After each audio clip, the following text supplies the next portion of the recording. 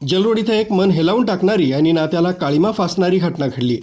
एका 57 वर्षीय मुलानं आपल्या 85 वर्षीय जन्मदात्या आईचा गळा दाबून खून केल्याची धक्कादायक घटना उघडकीस आली. जलरोड शिवाजीनगर भगवा चौक येथील यशोदा मुरलीधर पाटील वय 85 असं मृत वृद्ध महिलेचं नाव आहे. विशेष म्हणजे हे भयंकर कृत्य केल्यानंतर आरोपी मुलगा स्वतः पोलीस ठाण्यात हजर झाला आणि त्यानं या गुन्ह्याची कबुली दिली. हा आरोपी मुलगा मनोरुग्ण असल्याची माहिती मिळाली.